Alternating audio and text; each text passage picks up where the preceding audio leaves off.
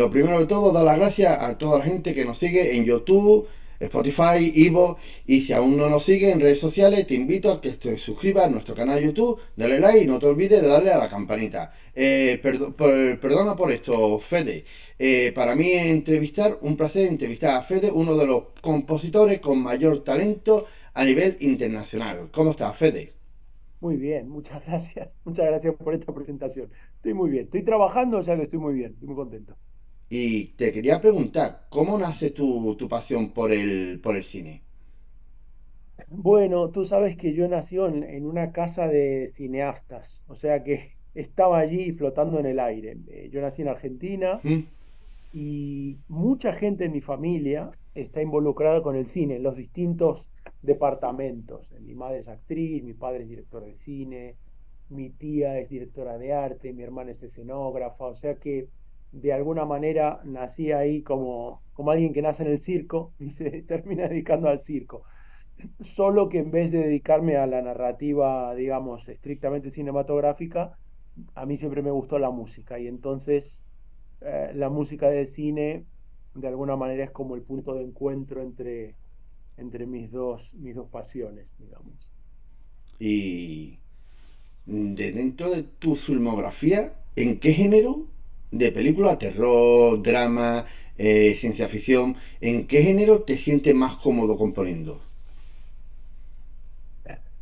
A ver, mira, por un lado te voy a decir que parte del estímulo para muchos músicos de cine, al menos para mí, justamente consiste en ir cambiando los registros, así como un actor le apetece cambiar los personajes y pasar de un tipo que es un psicópata introvertido a otro que es totalmente distinto y digamos, hay como una especie de desafío en reinventarse un poco cada vez. De manera que yo disfruto de los cambios de estilo y de registro.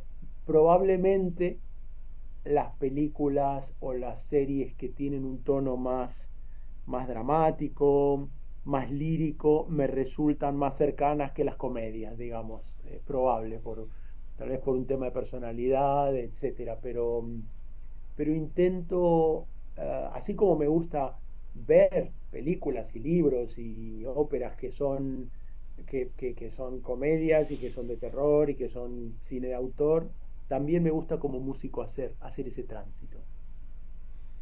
¿Y en qué momento de tu profesión sabía que era tu vocación compositor para películas para cine y para series? Bueno, a ver, con respecto a la música en sí, muy prontito. Yo a los 5 años ya estaba ahí dándole al piano y casi sin interrupción. Me interesaba mucho y tocaba y tocaba obras clásicas y luego improvisaba. Y en la adolescencia, probablemente antes, a los 12 13 años, había empezado a colaborar en estudios de compositores de música de cine y los ayudaba. Y había algo ahí que me parecía apasionante. Entonces yo creo que ahí se fue gestando. No tengo claro si sabía qué iba a hacer, porque en ese momento me gustaba también dar conciertos de piano, estudiar dirección, escribir música, pero no para cine, sino música de concierto. Digamos que dentro de la música yo soy un tipo bastante diletante, porque me interesan bastantes cosas. Pero yo creo que a los 20 años yo ya sabía que la música para cine era una de los pilares importantes de mi vocación. ¿Y nunca te llamó el querer dirigir alguna película?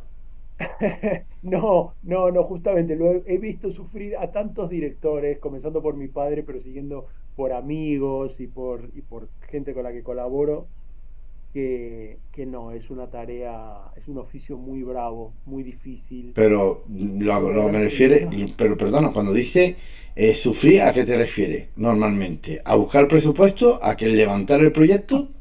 Bueno, eso sin duda, a buscar presupuestos, a tener los fondos necesarios para hacer la película que uno quiere, pero luego hay una tarea que es estrictamente artística, que es cómo uno quiere tejer la narración y de qué manera cuenta. su película, a diferencia de otros autores, pero luego hay una tarea que es arrastrar y convencer a todo ese equipo que tiene que estar haciendo el trabajo, ¿no? Como dice Tarantino, el talento de los directores es rodearse de gente más talentosa que uno y Sí, hacerlo, pero más allá de eso es convencerlos de un camino. pero Eh, claro, pero yo creo que también es porque el director es el que tiene que estar todo el rato tomando decisiones. Absolutamente, el director realmente es el capitán de un barco con mucha gente, con a veces gente incluso a veces complicada, o hay veces con temperamentos disímiles y talentos disímiles, y él tiene que tomar las decisiones y saber sacar de cada uno lo mejor. Es decir, hay directores que consiguen que determinados actores hagan unas interpretaciones geniales y luego uno ve a esos actores en otras películas y no despegan, ¿no? Entonces, es un trabajo muy bravo y yo creo, alguna vez algunos amigos, como he llegado a producir alguna película, etcétera, algunos amigos me dicen, pero Fede, por qué no la diriges tú, tal cosa? Y en realidad una cosa es criticar y dar notas en un montaje y otra cosa es tener que convencer a toda esa gente y tener que hacerlo. Yo creo que ya en suficientes eh, charcos distintos yo ya me manejo dentro de la música de concierto, dirigir, etcétera, como para sumar más diletancia. Así que se lo dejo a los que se ocupan seriamente de eso. Pero Fede, yo creo que también pasa una cosa en rodaje, que es que el director tiene que estar todo el rato tomando decisiones y lo que suele pasar es que como un director dude en rodaje, malo, porque ya parece que lo que está transmitiendo es inseguridad, como que no sabe lo que quiere hacer. En Mira, cualquier momento, cuando veo yo que un sé lo, director duda, digo yo, malo. Mm, ya la yo gente sé lo cuestiona. Yo sé lo que dices, pero a mí me ha tocado por mi trabajo dirigir equipos, ya sea dirigir una orquesta, lo dirijo, cuando hago grabaciones o cuando doy un concierto, y una orquesta son 80 personas, y 80 personas que saben al menos tanto música como uno, y dirigir también mi equipo de trabajo aquí, que es un equipo de músicos fantástico también. Eh, y yo creo, sin embargo, que si uno sabe su parte, la sabe bien, ha estudiado su papel y sabe hacia dónde quiere ir. Si uno comparte una duda sincera con el equipo, por el contrario, yo creo que el equipo no pierde respeto, sino al revés, que se acerca y se hace, o al menos intenta en participar de la coautoría de eso. Es decir, y a mí me pasa y no, al revés, no me avergüenzo. Creo que eso es como un error de cierta juventud, de tratar de que en ningún momento parezca que uno tiene dudas. Yo no conozco a nadie que tenga más dudas que los directores. Yo trabajo con muchos directores. Afortunadamente, tengo en cada serie, en cada temporada, probablemente trabajé con 3 directores distintos, si no son más. Eh, y pobres, claro, tienen mil dudas. Creo que compartir esas dudas de una manera sensata, ¿no? Evidentemente uno no puede estar pensando en el texto cuando llegó al set. Eso ya tuvo que haber estado dialogado con el guionista, etcétera, pero de repente, si surge algo y si alguien tira una idea, bueno, a ver, a lo mejor hay algo allí interesante. A mí me parece mucho más estimulante un trabajo colaborativo en donde un miembro del grupo trae una idea y uno sea capaz de decir, oye, vamos a hacer una toma con esta propuesta, o una toma de cámara en donde el texto sea distinto, o una versión de orquesta en donde el clarinete hace un rubato al final de la frase y retenemos el tempo. A ver, si a uno le entusiasma, no digo hacerlo de manera demagógica, digo cuando hay algo, porque entonces uno genera una dinámica colaborativa mucho más estimulante. Mientras que el director a la vieja usanza, que no demostraba dudas y demás, cuando las tenía siempre las dudas, yo creo que generaba una cierta falta de estímulo, en donde simplemente el colaborador es un súbdito que tiene que obedecer. Y yo creo que no hay nada más equivocado que eso en las tareas artísticas o artesanales, en donde cada uno puede traer algo nuevo y que renueva el, el material. Y claro, estaba hablando tú del tema de una serie con tres directores. ¿No? Pero claro, cuando tú haces una serie, digamos que tiene que tener un estilo y un tono, la banda sonora. ¿De qué manera te pones de acuerdo con tres directores en una serie donde tiene que tener como desde el principio hasta el final una línea, un estilo definido la serie? ¿Cómo lo hace eso? Imagino que entra en lo que es el director de producción, el showrunner, el que controla eso. Eso es. Eso es. Mira, yo he trabajado en las dos situaciones. Con alguna productora he trabajado con, por ejemplo, en nuestro país, yo he hecho Isabel, y Diagonal es Vale. una productora muy Isabel respetuosa. del Ministerio del Tiempo. No, no, Isabel de Isabel y Fernando, Sí, antes del Ministerio del sí, pero Tiempo. digo el guion, con Javier Isabel, Olivares.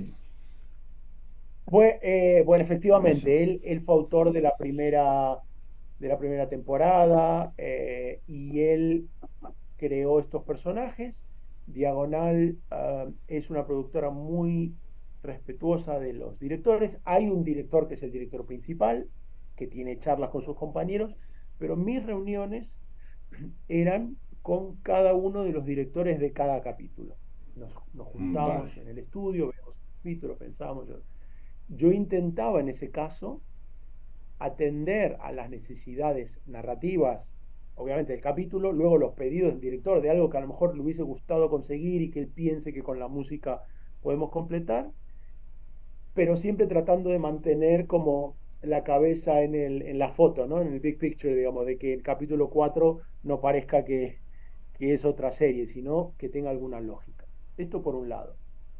Y bueno, y se ha dado bien. En otras series, como tú dices, está en la figura del showrunner, entonces mi interlocutor principal es este showrunner, que también intenta, obviamente, contentar a la directora o al director, tratando de entender cómo mejor complementar su trabajo, pero bregando por una coherencia en todas las series, en todos los capítulos. De manera que eh, he pasado y ahora mismo continúo pasando por las dos circunstancias. Cada vez más se tiende a la figura del showrunner o el productor ejecutivo o el director principal, ¿no? Que en general es quien intenta, es quien abre la serie y quien la cierra, y entonces es quien intenta darle una lógica a todo el arco. Y normalmente te lee el guión y decide dónde quiere trabajar o, mm, o algunas veces por proyecto o algunas veces tú dices, hostia, me han llegado tantos proyectos que no tengo tiempo, tengo que elegir. ¿Tiene alguna preferencia a la hora de elegir historia? Bueno, sí, yo creo que es como cuando tú vas a comprar un libro y de repente te enganchas con algunos autores o con algunas historias, o cuando abres Amazon y te aparecen ahí cientos de títulos, y tú y en momentos distintos de tu vida te enganchas con películas distintas, o a veces estás fundido y dices, "Uf, quiero una película que no me exija demasiado", o todo lo contrario. Bueno, te diría casi del mismo modo que me llegan proyectos y, mira, yo vivo de la música, con lo cual yo trabajo y vivo de esto, o sea que necesito que ocurra. De unos cuantos años a esta parte he sido tan afortunado que no he parado, y que me llegan más proyectos de los que hago. Cosa que al principio me costaba mucho entender. Es como, ¿cómo no voy a hacer un proyecto si pues, tardé tantos años como en ir generando esta continuidad? Y bueno, y por supuesto lo que estoy haciendo es intentar conectar con los proyectos que me resultan más estimulantes. Y me resultan estimulantes, como tú dices, por el guión, o me resultan estimulantes porque hay compañeros de viaje que son fantásticos. Acabo de terminar hace unos meses una película para Víctor Erice. Bueno, yo nunca en mi vida hubiese soñado, jamás, eres uno de mis héroes cinematográficos, Yo veía sus pelis desde muy pequeñito, porque a mis padres me hicieron conocer su filmografía muy pronto. Jamás hubiese. Entonces, cuando me llamaron para Víctor Erice, pero es que ni. Después leí el guión y me gustó, pero me entusiasmó ese estímulo. Entonces, uno va encontrando en cada proyecto estímulos distintos. Y luego hay algunos proyectos en donde coincide un gran guión, grandísimos cineastas, a lo mejor una producción en donde uno puede ir a grabar a Abbey Road, a Londres, yo qué sé. Eh, pero tiene que tener siempre algo que te estimule. Es necesario. ¿Y cómo fue trabajar con Víctor Erice? Bueno, para mí fue soñado. Es un tipo encantador, cercano, eh, súper respetuoso. eh, y es muy docente, porque él es un docente, digamos, que se ha dedicado, yo creo que se ha dedicado más a enseñar, o sea, en cantidad de horas, se ha dedicado más a enseñar que a filmar. Su filmografía es acotada en cuanto a cantidad, infinita en cuanto a profundidad, y entonces el diálogo es muy interesante porque él tiene la necesidad siempre de buscar un fundamento teórico a las decisiones que tomamos, y a mí me divierte mucho eso. Y además me hace repensar mi trabajo, es decir, no que las cosas no salgan solamente de manera intuitiva o por oficio, sino, bueno, vamos con este personaje y cómo continúa esta música y cuál es la continuación de esta pieza, a lo mejor 7 secuencias más tarde. Es decir, siempre nos acompañaba todo un razonamiento y un análisis que para mí fue súper estimulante, súper estimulante. Y para ti, ¿cuál es tu gran referente como compositor? Uf, madre mía, qué difícil.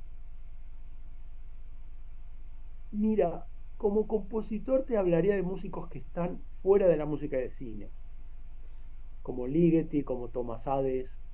eh, como, como compositor de cine, depende tanto de los encuentros entre director y músico. Hay veces más que del músico. Quiero decir, por ejemplo, para mí hay algunas experiencias de Johnny Greenwood en películas de Paul Thomas Anderson que son maravillosas porque llevan a ese cine a otra cosa. Por supuesto, John Williams, por William. supuesto. Todo lo que pasa por la mano de John se eleva. eh, pero de repente hay cosas, bueno, hay casos puntuales, ¿no? Cuando Thomas Newman hizo American Beauty, le dio a la película una dimensión nueva. Eh,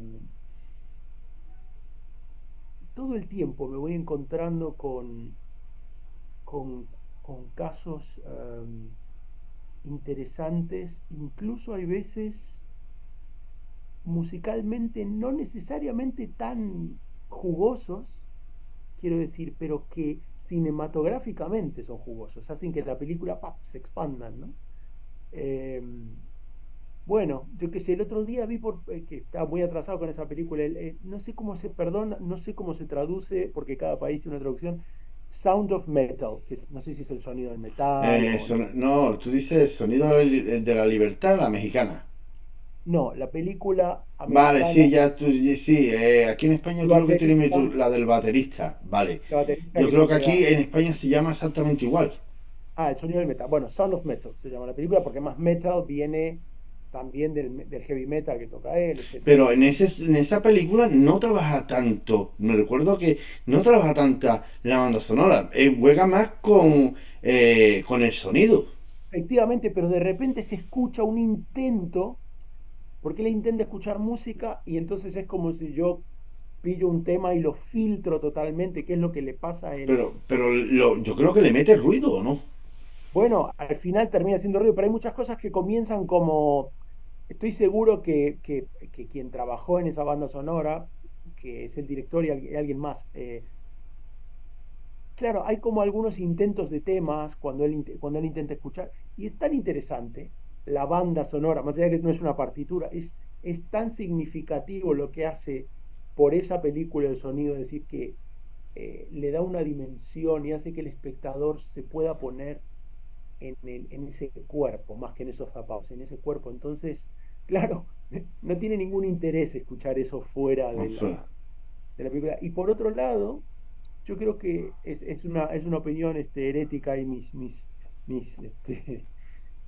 colaboradores se pueden enfadar. Yo creo que el 90% de la música del cine no debería salir de la película.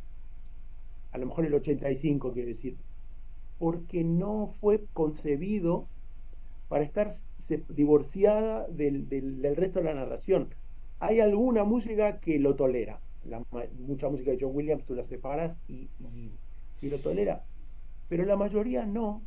Y no quiere decir que sea mala música de cine, es simplemente que no, que como música de concierto no funciona porque además, incluso con la música de John Williams, que es absolutamente maravillosa, no cuando tú separas a la película el esqueleto dramático de eso, que sí tiene una sinfonía de Beethoven, se va. Entonces la música se queda sin la columna vertebral dramática, se transforma en una serie de canciones bellísimas, pero que no tienen ese viaje que tiene una sinfonía de Brahms, que tiene una sinfonía de Tchaikovsky, Sí, que tiene... digamos que se ha compuesto para la película y la narrativa de la película. Para cada Sí, momento dramático, cuando el personaje tiene un conflicto, los obstáculos o cuando haya el arco de transformación. totalmente. Entonces, si tú le quitas, lo desprovees de ese arco, bueno, se transforma en una ristra de música bella y música interesante, sin duda, ¿eh? Pero pierde el hilo, ¿no? De alguna manera. Mientras que cuando tú vas a escuchar un recital de pop o de jazz o una obra de música de concierto, de alguna manera está pensado el arco, el viaje que hace el espectador durante esa hora y media de música. ¿Y dónde disfrutas más en tu trabajo? En qué momento? Eh, Pues mira, siempre el momento de la grabación es un momento de un disfrute, de un subidón. Lo dicen todos los músicos y es por algo, ¿no? Porque uno está trabajando y escribes algo en el piano, la orquesta, y después a lo mejor llegas a lo mejor la grabación es de orquesta grande o de cuarteto o de una banda de jazz, y ese momento en donde se ponen los papeles y empieza a sonar y la cosa despega, para mí es para mí creo que a todos los músicos nos pasa, es muy emocionante. Es muy emocionante porque es como si, es como si la música estuviese escrita, ¿no? Como un arquitecto hace el plano y después ese plano cobra una dimensión en el espacio y en el caso de la música cobra alma. Cuando un señor viene con el violín aquí al estudio, aquí en la sala que está aquí, o cuando viajamos a Budapest o a Londres o a donde sea, y hay un señor que con su chelo toca, esa música gana, gana en ánima, en alma. Es un Imagino gran que, momento. Fede, imagino que también a la hora de componer, también dirige la orquesta a la hora de grabarlo. Todas las veces que puedo lo hago, porque lo disfruto, porque me llevo bien con la orquesta y con la dinámica de la dirección, y porque en definitiva conozco esa partitura muy bien y sé por qué están esas notas allí y que sé lo que pasa en la película. Entonces, creo que puedo ayudar a que eso cumpla su objetivo, ¿no? En el caso cinematográfico. En ocasiones no ocurre porque hacemos grabaciones remotas, porque para el capítulo 6 de una serie hay que entregarlo dentro de una semana y no viajamos cada semana, sino que reservamos una sesión o dos en donde sea y ya tenemos los sistemas creados para escucharlo online, con las partituras, darles indicaciones, y conozco un par de maestros directores fantásticos con los que nos entendemos perfectamente y yo le doy allí mis notas y ellos hacen otra toma con las notas que le dije Ok. y hemos llegado a una dinámica muy estimulante y muy ágil. Y imagino que tú también haces la mezcla de sonidos. Yo hago a ver, la mezcla de sonido la hace No, no, digo la mezcla de lo que es la banda sonora. bueno, yo la dirijo de alguna manera. Llamo siempre a alguien que sabe mucho más que yo, como los directores, porque es una ciencia, o sea, abrir un ecualizador y saber hacerlo bien. Sí, pero imagino que tú sabes en qué momento quieres que suene más el piano o Absolutamente, las la proporciones, proporción. incluso hay una sonoridad que me molesta, porque entonces se lo explico a mi pobre ingeniero o ingeniera, y entonces me dice, vale, fenómeno, Ok. apunta, me voy, vuelvo cuando me digan, escucho, incluso trato de no estar todo el rato, porque cuando uno está mezclando 8 horas, indefectiblemente pierde perspectiva. Entonces, tenemos sesiones. Y aparte, yo trato de no molestar a la gente. Quiero decir, yo le doy la maqueta, hay veces le doy grabaciones que para mí son un buen modelo de sonoridad, hablamos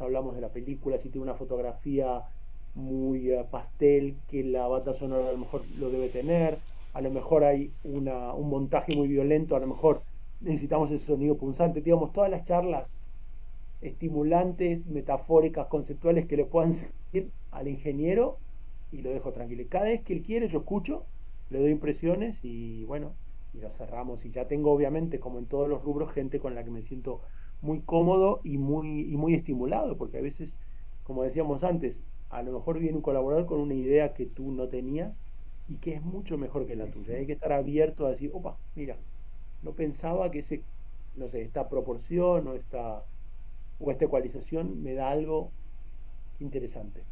¿Y cuál ha sido tu mayor reto como compositor que haya hecho? Pues, mira, probablemente no te puedo hablar de lo que estoy haciendo ahora porque los americanos me hacen firmar unos papeles O sea, horribles. entonces digamos que está una producción Pero, ya a pero nivel internacional. estoy haciendo un par sí, de proyectos internacionales que son muy, muy, muy estimulantes y muy bravos, pero hasta estos, eh, a mí el proyecto de English, el western este que se emitió hace poco con Emily Blunt, de Hugo Blick, fue uno de los proyectos más desafiantes, eh, bueno, por la producción, por el nivel de lírica que tiene ese texto, por el director, en fin, porque hacer un western, caramba, hay tantos grandes músicos que hicieron un western que hoy día venía a hacer un western, eh, es un verdadero desafío, es un sitio incómodo y también estimulante en el que estar. Entonces yo creo que ese fue uno de los grandes, por lo menos recientes, eh, que me puso en un lugar saludablemente incómodo, digamos. Pues enhorabuena por tu trabajo, pero realmente para que te salga una producción a nivel internacional es importante tener un representante, en tu caso. Eh, Mira, la verdad es que la gente va conociéndote por tu trabajo. Vale. Aunque parezca mentira, te conoce por tu trabajo. He tenido la suerte de tener algunos agentes, tengo agentes en Estados Unidos y en Londres, dos agencias distintas que colaboran. Muchas veces un agente o un supervisor musical, un music supervisor, me ha ayudado enormemente porque en el momento en donde hay un cineasta pensando, ay, para esta película, que aparecen mil y a lo mejor una de estas figuras le pone delante un reel mío o mi nombre. Y entonces eso es una maravilla, porque entonces te está abriendo una puerta. Luego, si tu trabajo no gusta, no hay representante que valga, digamos, nadie lo puede arreglar. No, es que Pero es lo que yo pienso. Para que te salga un representante, lo primero que tiene que haber es que hay mucho talento. bueno, o un cuerpo de trabajo, digamos, y una historia de trabajo también para que tu representante pueda hablar de algo, digamos. Incluso te diría más que el talento, porque yo conozco gente muy talentosa y joven y no ha tenido la oportunidad de demostrar ese talento. Y para un representante es muy difícil hablar Mm. porque puede hablar de su talento, pero si no hay una película en la cual eso está plasmado, es más, si no hay una película interesante, porque a veces también cuando uno está empezando no le tocan las películas a lo mejor más visibles, entonces uno le habla a un director, mira esto, Pero, pero... claro, pero es que yo veo que desde el principio uno tiene que ser autodidacta. Ujú. Y si tú no eres autodidacta, no llegas. Y también hay que ser un poco desde el principio, ser autodidacta, hacer conexiones y ofrecer valor. Sí, evidentemente estamos en un momento y en una sociedad que va muy rápido, en donde hay mucho ruido todo el tiempo, muchas imágenes y pantallas, información, un poder de concentración que cada vez es más acotado. Entonces, todo pasa tan rápido y es tan vertiginoso que si uno no tiene una cierta persistencia, un cierto tesón y una cierta, bueno, voluntad y constancia, bueno, de enviar el trabajo y de ofrecerse y de intentar, cada uno en su estilo. A mí en general me da vergüenza ser muy fastidioso, pero si me mandan un guión, yo me tomo el trabajo del guión, de hacer un análisis, de hacer una evolución, es decir, no, no, porque además ese señor o esa señora que te llama para trabajar, esa productora, ese productor, esa cineasta, está en un momento de gran soledad, como decíamos al principio de esta charla. Los directores están muy expuestos y necesitan un compañero de viaje, no solo que escriba buena música, que los entienda, que entiendan, incluso que los entiendan más allá de lo verbal, porque a veces para los directores hablar de música es muy complicado. Entonces, que de alguna manera sea capaz de traducir cuáles son las necesidades o los intereses. Entonces, definitivamente hay que tener una cierta voluntad y foco y tesón para para no quedarse, digamos, en algo, En mitad del camino, digamos. en mitad del camino, exactamente. En no quedarse a mitad del camino, por lo menos en lo que uno tiene. Cada uno tiene lo que tiene, el momento que tiene y de hecho cuando yo a veces veo mis películas de hace unos años me muero de la vergüenza de decir, bueno, uno va creciendo, entonces, pero bueno, por lo menos cuando le toca salir a la cancha, hay que darlo todo en el partido, hay que darlo todo. ¿Y qué nos puedo contar de tu último proyecto? Lo último que estás haciendo. Mira, ahora mismo estoy escribiendo para una serie inglesa preciosa y cuando termine esta voy a empezar otra serie inglesa fantástica de coproducción con Estados Unidos. En mi trabajo en una serie que se llama Watership Down, el western este inglés de Hugo Blick de English, me ha ido haciendo allí un espacio del que estoy agradecido, feliz, no me lo puedo creer Pero todavía porque Fede, yo creo que también lo que tuvo que abrirte más puertas fue el secreto de sus ojos. sin duda, sin duda, claro, claro, no, no, esto fue como, incluso cuando ahora con estos directores con los que colaboro me dicen, hoy vi el secreto, pero eh, lo que noto es que tienen que ocurrir un par de cosas para que alguien se decida a colaborar contigo, o que haya visto una película, o que alguien venga y le diga, ah, este músico, antes hablamos de los agentes o los supervisores musicales. En el caso de English, Hugo me contó, aparte le dije, ¿por qué cuando nos conocimos, aparte nos conocimos aquí, yo estaba en Los Ángeles y él estaba en Londres y él vino a rodar aquí y yo viajé y nos conocimos. Y le digo, ¿por qué yo? ¿Por qué estoy aquí, no? Y en otra música. Y me dijo, bueno, eh, yo conocía tu música, yo conocía, tenía el álbum de El Secreto y de Watership Down, pero cuando vino Ian es un music supervisor bueno, él es de Manchester, pero vive en Londres, y me dijo que había trabajado contigo, y bueno, básicamente le dijo que yo era un tipo tratable y un tipo que, bueno, manejaba la narrativa, lo que fuere. Entonces él unió lo que él había escuchado con alguien que le dijo, bueno, es un tipo decente, se puede trabajar con él, y entonces dijo, bueno, venga, siempre es como que hace falta esa fortuita y veces combinación de que te conozcan, pero que alguien diga y que tiene que pasar. Entonces, sin duda el secreto, pero sin duda proyectos ingleses y bueno, hace muchos Y años. para terminar, ¿qué consejos daría a personas que se quieren dedicar al mundo de la composición? Bueno, primero, eh,